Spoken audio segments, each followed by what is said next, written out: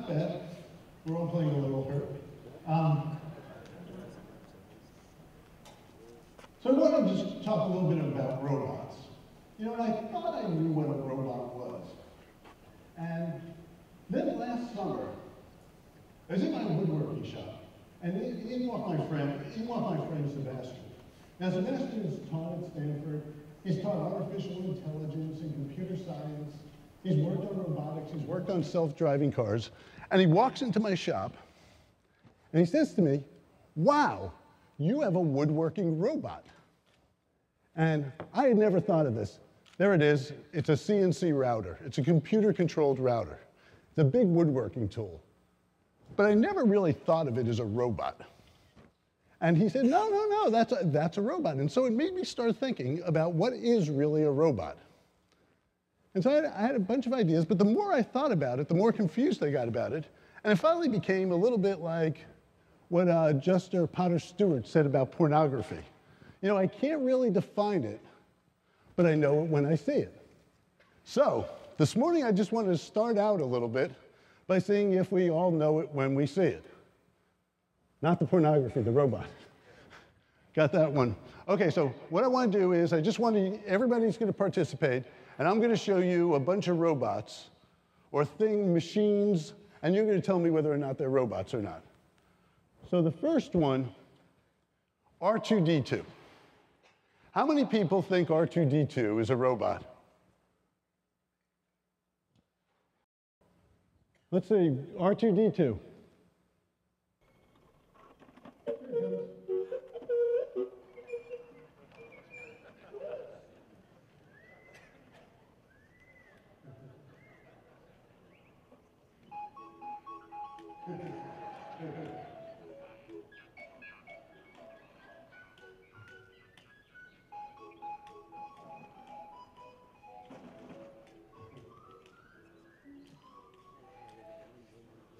Thanks, R2.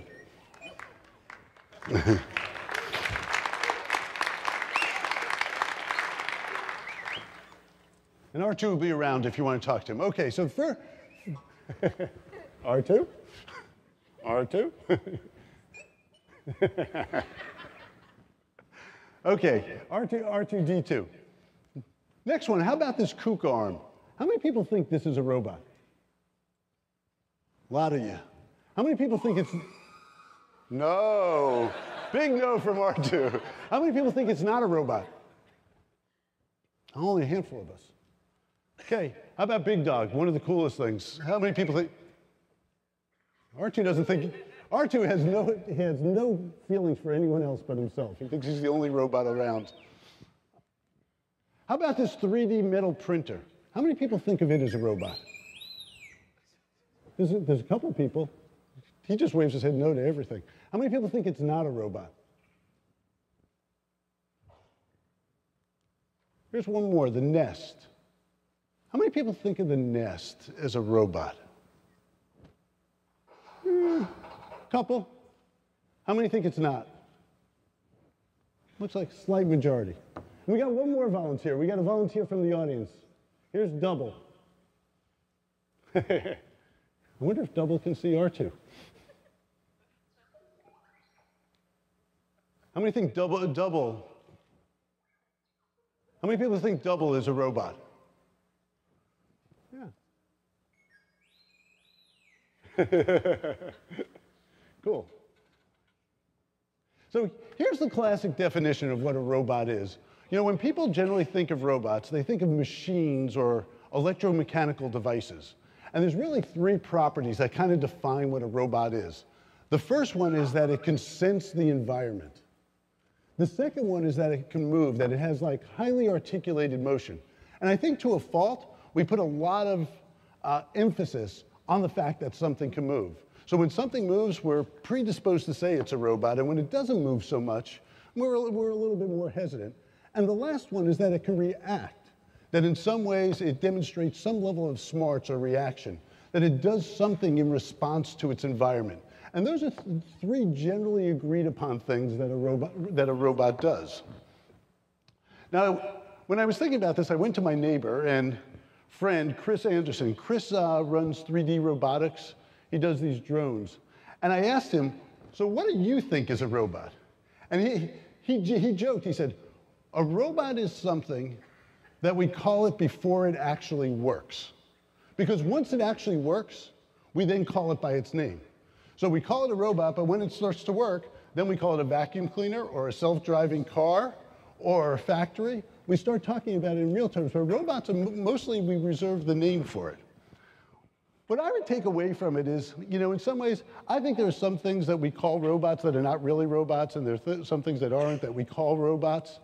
In some ways, it almost doesn't matter, because if you think of what's going on, we're getting to a point where there are robots or smart machines that are starting to do some really incredible things. And whether we, want to get hung up in the details, I don't think it's important, because I think the impact on us and all of society is gigantic, regardless of whether we call it a robot or not. So I want to talk about a handful of things that I see the robots doing and show off some what I think are really, really cool robots. So this is kind of what we classically think of robots. I recently made a trip. This is the Audi factory in Ingolstadt. So this is in southern Germany, and it's an incredible factory. It's about 3 stories high, and it's filled with robots. And when you go in, the first thing that's striking about it is it's absolutely clean. It's quiet. You can stand next to someone else and talk to them. And what it is, it's a body and white shop. It takes panels of cars, and what goes out the door are welded frames of cars. So you end up with the body going out the door. What's amazing is in this one building, they produce 1,600 cars a day. The other amazing thing about it is there's almost no people in the factory. There are a handful of people kind of at the very end of the line adjusting things like door handles. But the entire movement of the panels, the putting together, is this unbelievable ballet of robots. Now here's another one. Here's in the United States. I was in Livonia. It's where Ford makes its transmissions. Again, what's incredible about this is when you go there, you talk to the people, this plant has never been more productive in its entire life. It's running 3 shifts a day, producing more transmissions than ever before. In the middle of a workday, the parking lot is 2/3 empty. The people inside the factory are mostly debugging the lines. So when you look and you see what they're doing, they're mostly taking it when something goes wrong and trying to figure out what goes wrong. Now here's some great work being done by Achim Menges and his team at the University of Stuttgart. So here they are using an industrial robot arm to actually build architectural structures. So what they're doing is wet layup of carbon fiber. So here's the robot in a still. Here's the 2 robots working together, wrapping carbon fiber and putting it in resin. And there's the finished architectural structure. I think it's actually incredible. The entire thing is built by robots. Now, the other things that robots do really well is they move stuff. They move people and they move things. I take a 1-axis robot to work every day. There it is. It's the BART. Again, like I said, and like Chris joked, we don't call the things that work robots. But every definition that I gave you before about a robot, BART's been a robot for 40 years. It transports tens of thousands of people a day, and it does a good job of it. Slightly more seriously, if you look, some of the most advanced and some of the most interesting robots that I see are these autonomous vehicles that are coming. The autonomous vehicles are kind of doing an incredible job at really defining what the next generation of robots are. The other thing is we're starting to see much smaller robots. So I think all of us have been involved in the conversation around drones. Drones, whether they're being used for security or surveillance or for delivering packages. They're working, they're flying. Here's one in the water, and here's one inside a damaged nuclear reactor. Now, the other place where I see this great application of robots is in medicine. So this is Da Vinci. Da Vinci is a tool for doing minimally invasive surgery. And what's most interesting about Da Vinci is it works in concert with a surgeon. And so what it's intended to do is enhance the capabilities through a vision system and more precise control of the arm.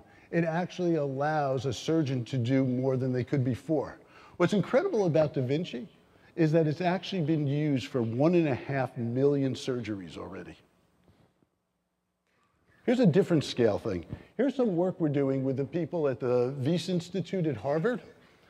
So what the researchers there are doing, they're building a nanoscale robot. And so the nanoscale robot is built out of strands of DNA. And they're using DNA not as an information-carrying component, but as a structural component. Because it has this nice property, if you take strands of DNA, which you can now mail order, you can order online, strands of DNA, you put them in a beaker and you shake them up, and they will self-assemble into a known shape. And so what they're making is this clamshell-like device that you see. It has a hinge and a clasp. But remember, it's nanoscale. And when put in the body, and it attaches to a particular cell, it opens up and delivers a payload of drugs. And so if you think about the consequences of a nanoscale robot, I think it's incredible. You know, the idea that I think our kids and our grandkids are going to look back and talk about, you know, how we use chemotherapy as the most barbaric thing. So when people got sick, we would poison the entire body with the remote hope that we hit a cell or two. When you see techniques like this, you realize what robots are going to be able to do. Now, in the world of art, many of you probably saw Gravity. You know, won 7 Academy Awards. What not everybody knew is that it was made possible by being filmed with robots. So here's Iris. Iris was responsible. And so the problem they had is, in order to simulate zero gravity and not make the actors sick, what they did instead of moving the actors and making them float is they moved the cameras and the lights in the opposite direction. And all this work was done by a group in San Francisco called Bot and Dolly. And what was really interesting, it started out as a hobby for them. One of the founders of Bot and Dolly had this fascination with robots. He bought one off of eBay and started playing with it. And he found out that programming industrial robots was really just a pain in the neck. But he realized that he had animation software that he had been using that already knew the positions of the cameras and the lights and everything he was looking at. And so he hacked the software to drive the industrial robots. And so this is one of the first uses that I ever saw of industrial robots, but it was all driven by animation software. Here's another one being used in art. This one's fascinating because it's starting to tackle one of the hardest problems in robotics. It's one that has challenged us for years, which is the one of computer vision. And so this is called eDavid. It's done at the University of Konstanz. And what's really interesting about it is what it does, it looks at a piece of art, and then it paints a first approximation of it.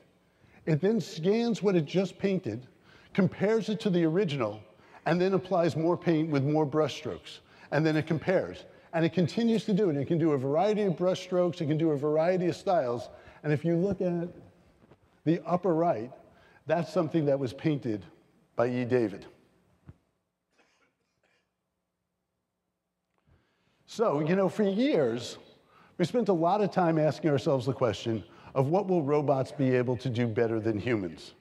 And I've spent a lot of time thinking about it, but over the last few years, I think the question has inverted itself, and possibly you agree after seeing all these incredible examples, and I could have pulled out 24 more examples of incredible things.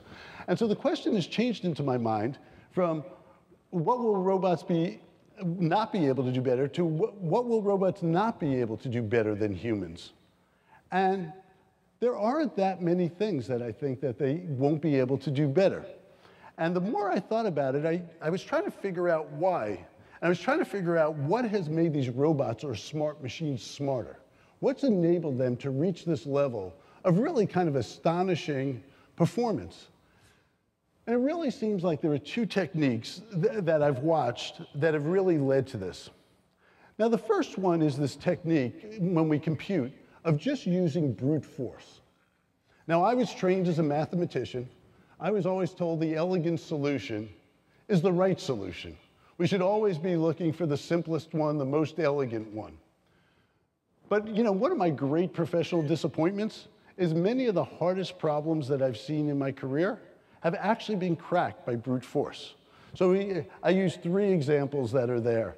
So if you look at how we display 3D images on a computer screen, or how Google translates languages, or how Watson became the best Jeopardy player in the world. There was a huge amount of brute force involved in it. And the interesting thing of it, as computers become more powerful, they're going to be more capable of doing brute force. We're never going to win the battle of brute force. In fact, it's made me reconsider, what is this notion of elegant answers to problems? There's nothing really inelegant about how we display 3D images or how we translate language. It's just we never contemplated having these kind of tools. And I think we need to reframe our thoughts about what's an elegant solution in terms of the tools we have, because you now look at this and you see it doing incredible things in incredibly clever ways. It's just not the way we were trained and the way we would have imagined it. The second thing that goes on is a technique where we iterate, we do trial and error. So if you can do trial and error with some kind of measured response, so if you can do a series of experiments, and we can do these experiments virtually, or we can, or we can do them in the physical world, but as long as we can do these over and over again, we can actually get to some interesting answers. So here's some interesting work that we've been doing. So this is just one example with a bicycle. And the idea that's common in bicycles and many other places is, how do I make this as light and strong as possible? In aviation, they're really concerned about the buy-to-fly ratio, how much material they buy versus how much flies. Bicycles, we always want them as light and strong as possible. So what we did is we ran a series of computer algorithms over this for the design of the bicycle. And we said, how about if we do this? We start out with a solid chunk of metal, and we run some analysis on it. And in the place where you don't need the metal, you remove the metal. And in the places where it needs more strength, you add more material. So all of a sudden, things start looking like this. You can actually drive optimization of structures in which you start getting shapes that are stronger and lighter than the original. And so here's an example of an entire bicycle with this mesh. And the entire thing was generated by a computer. The designer specified what they wanted for the outcome. The outcome was, it needs to be mounted this way, it needs to fill this envelope of space, and it needs to be this strong, and it needs to be lighter than that. And you let the algorithm run, and it runs tens of thousands of times or millions of times. And these are the kind of answers you get. So when you have these trial and error experiments with calibrated responses, it's another thing that computers are going to be able to do better than us. So I was thinking about, what will the robots not be able to do better than us? And I thought I had a bunch of good ideas. So the first one that seemed to me, it seemed like some of the things that really make us human would not be things that, that a robot or a smart machine could do better than us. And so I went and I talked to my friend who's been working in robotics for 25 years. I sat down with him and I started to tell him the things that I thought. So one of the ones I thought was elder care. I thought, a robot taking care of us in our old age, I'd rather have a person. And he looked at me and he said, are you crazy? I said, no. I said, so you'd rather have a robot take care of you? And he said, absolutely. And I said, why? And he said, well, number one, it listens. I said, okay. And he said, number two, one of the big problems as people age is they end up with all kinds of things that are embarrassing, and they don't want to talk to other people about it, and they're willing to talk to robots. And he said, number three, if you imagine, just in the same way that Google translates languages, this entire database. And so when I go to the computer something like, ooh, my back hurts, the robot will go, ah. It will know the appropriate response. And so what I quickly figured out were some of the things that seemed so obvious to me is that a robot couldn't do better. Here was someone I know and I trusted whose feeling was completely different. And I started to get stumped by this. So I did something that, as I was growing up, we would have called plagiarizing, but now we call crowdsourcing. So I went and I crowdsourced. I was teaching a class at Stanford and one at Cal. And I went to the class and I said, okay, you guys got to help me. I'm about to give this talk. I need some help figuring out what robots. And this is a combination of stuff that most of the students and many of my friends that I talked to came up with. And it was interesting. I mean, there were some interesting things like making jokes, slang, compromising. There were a bunch of things that were interesting. And what it essentially got at for me is, as I kind of considered many of these, I think robots will not be able to do a lot of what we're able to do in terms of being human, but certainly when you look at the mechanical tasks, the menial jobs, the things we do physically, the robots are going to be incredibly capable. As you start moving into this other realm, I think there's a lot of disagreement about just how far they can go. But you know, as we've seen before, we've now seen music written by a computer. I just showed you an example of a design that was done by a computer. It's starting to impinge on those spaces of creativity and imagination that I think many of us would have thought were out of bounds. So the question is, what will stop them? And should we stop them? You know, what's going to happen with the robots? You know, by the year 2050, yeah, sorry. I'll say no. The answer's going to be no. We don't want to stop them. But by 2050, there are going to be 9 billion people on the planet. I actually think there will be more robots and more smart machines than actually people. And I don't think it's hard to imagine a world in which there are more robots and smart machines than there are people, right? So, you know, when you look at this, you go, as I look at technology, I go, there are very few technologies that have ever been invented by people that we've not brought forward into the world. It reminds me of like when you go and you rent a car at Hertz, you know, it says, do not back up, severe tire damage. That's what it seems like. We always take the technology and move forward, and despite whatever concerns we have, we always go forward with the technology. And there are probably only a handful of examples, maybe nuclear power, maybe nuclear weapons, where there are real controls around. Most other technologies go forward. And so I don't think it's going to be some act of self-control on the part of the human race that says we're not going to have robots and smart machines. You know, that train has left the station. Now, the other one that's interesting to contemplate, by the way, this is made up. This is my imaginary thing, which will happen at one point. We will have this in which an autonomous vehicle kills people. It will be big news headlines. Right now, for those of you who've been following the story, just having a car kill a family, 2 people in San Francisco, has Uber all over the front page news. So what's amazing about this is that it will happen, but what people don't realize is that right now, we collectively kill 35 people a day in the United States with traffic fatalities. 1 million people a year are killed worldwide in traffic accidents. There is no doubt we will get to a point where autonomous vehicles drive better and more safely than we do. And I think it's that fundamental underlying thing that's going to drive this to where we will have planes that fly and cars that fly and everything else because they will actually do a better job than we do. I mean, all it takes is one look at like my 17-year-old texting and driving to realize that I would way rather have a computer do it than have him drive. Now, the reason why I'm with R2-D2 on this one is that if you look back at history, improving technology has always improved the standards of life. By any measure of longevity, quality of life, infant mortality, as more technology comes along, we improve it. The question is, how do we put it to use, and how do we solve the questions that come about as a result of the technology? So there are 2 questions that I think are important. The first question is, what are we going to do in a Star Trek economy? What do we do every day? Now, it's interesting.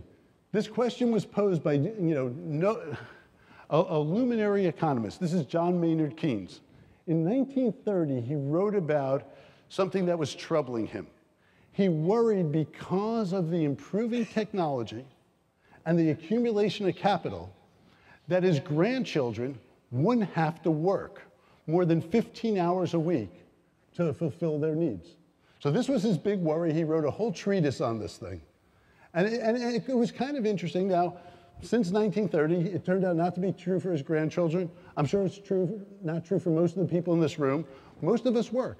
Most of us have not opted out to work for 10 or 15 hours a week and have all our basic needs met, although we probably could. And so, you know, I think it's an interesting problem, but I think it's one that we will easily resolve. I think there's plenty of interesting things for us to do. And if nothing else, we could just do what they did in Star Trek. We could travel and explore the universe. Now, here's the more serious part of the conversation. And the question is, how do we pay for it? Meaning, we will have this abundance. There is no doubt industrialization, this use of smart machines is driving down the cost of things. We're now seeing the cost of things that we've never seen before. You know, if you go to the store and you go to Walmart and buy a bicycle in dollars costs less today than it did when I was growing up. It is unbelievable what we can get. If you look and you say, I can't even buy the materials for many of the things that we can buy in the stores today. It's because of the level of automation we've applied in manufacturing. Now, if you look at what's happened with jobs, though, there is no doubt that automation is eliminating jobs. Now, we have a long history of eliminating jobs. If you look in the United States, back in 1900, 50% of the population was involved in agriculture. Today, it's about 2%. If you look at the middle of the last century, about 50% of the US population was involved in manufacturing. Today, it's only 11%. So we are getting rid of jobs, but we're also inventing new jobs. Now, the jobs we get rid of, I think we have to be pretty honest with ourselves. If you look at the kind of jobs we've got rid of, they're dull, dirty, dangerous. It's, you know, the acid test for me is ask yourself this question. Are the jobs that we've gotten rid of with machines the kind of jobs that you would want for your children or that your parents wanted for you? You know, how many people dream of their kids having a lifelong job pumping gas? How many people dream of their kids, you know, running an elevator? Those are jobs that seem way better done by machines. Now, this is really interesting, though, because I think as we look to the future and we say, what's happening with the new jobs we're creating? Because we now have jobs that John Maynard Keynes could never even have imagined.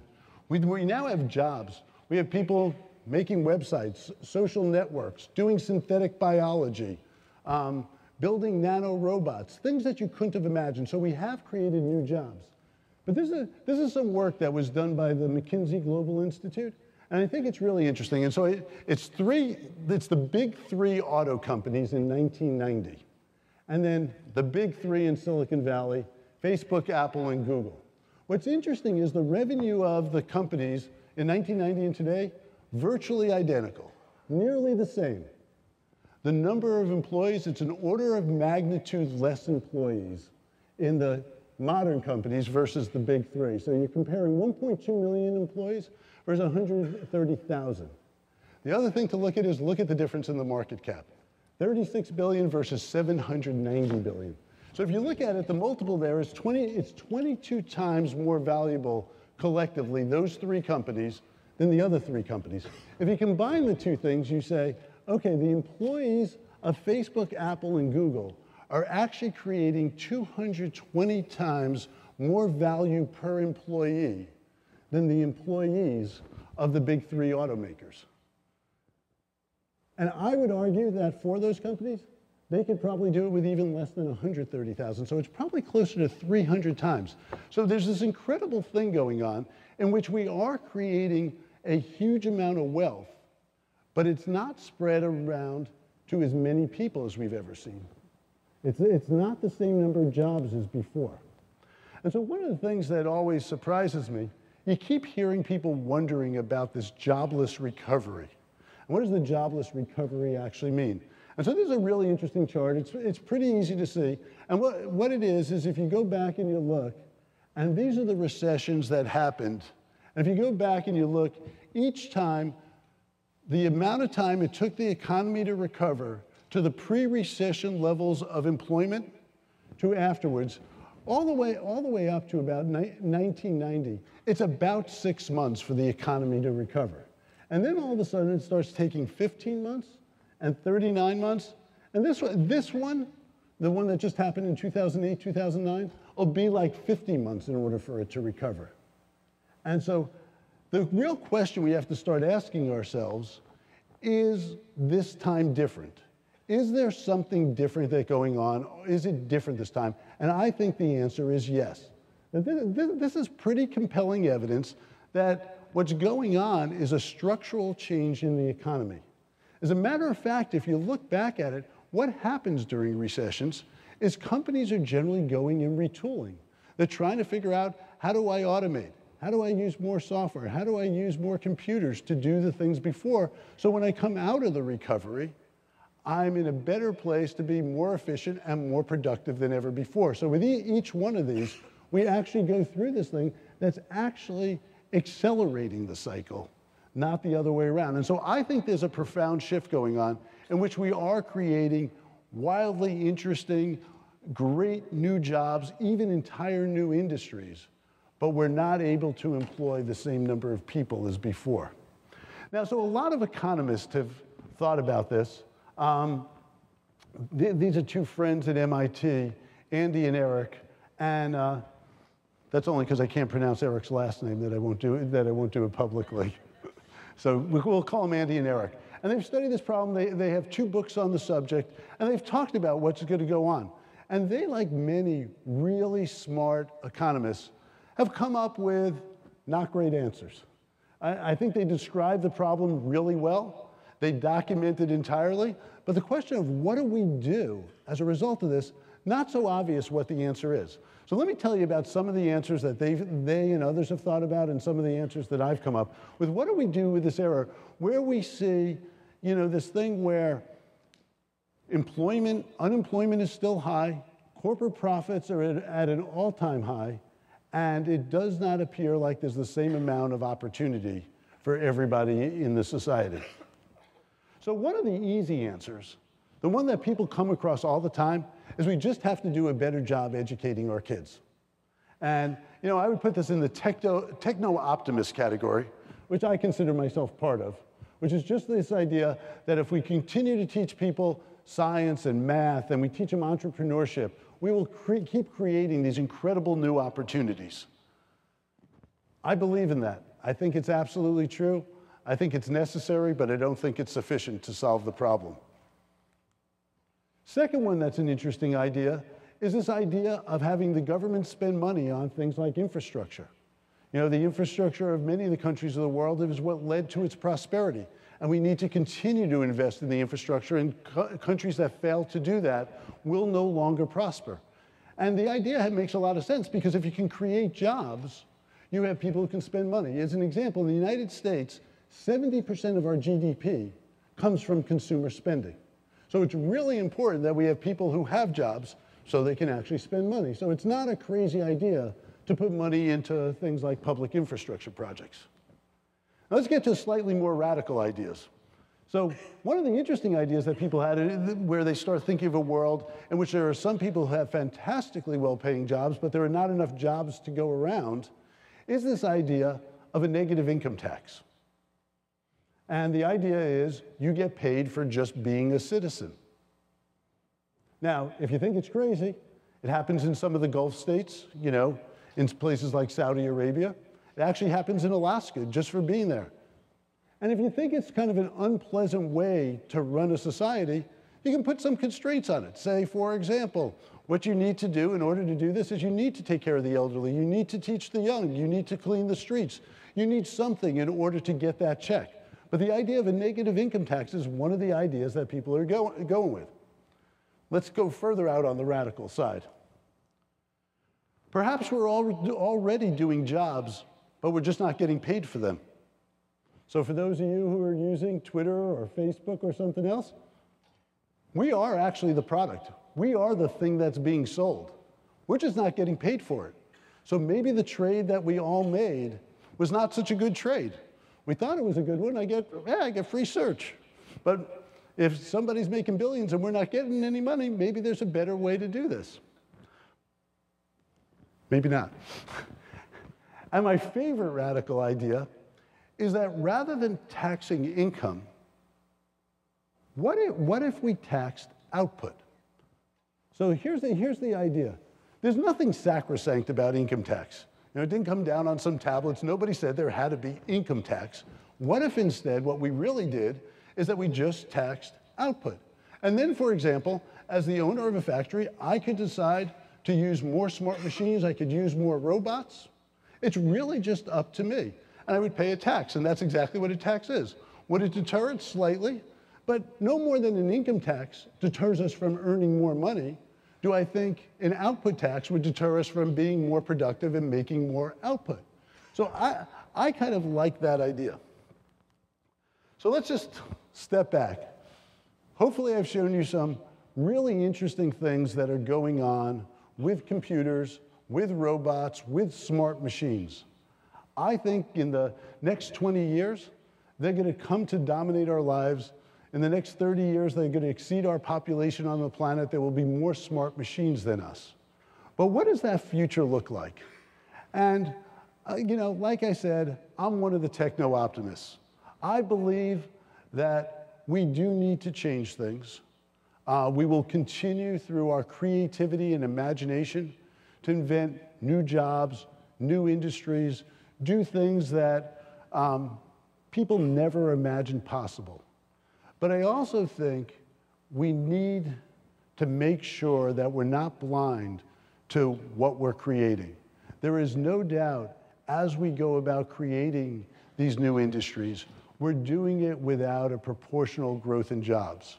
And I think we need to be really aware of it, that we are creating a place where there may not be employment in the way before. And the way I think about it is technology is clearly growing at an exponential rate. Technology is improving at a rate like we've never seen before. So the training that you get at the beginning of your career may not last a generation of technology anymore, the way it used to. You used to be able to be trained, you know, when you were young, and you could take that career the whole way. The other thing that's true is you probably can't do it in the same way. So if you thought that you could be a knucklehead in high school and come out and work on an assembly line and get a job for $90,000 a year, those jobs are gone. So I do have a firm belief that with our creativity and imagination, we will, in an increasingly roboticized world, find harmony with our friends, the smart machines, and the robots like R2-D2. Thank you.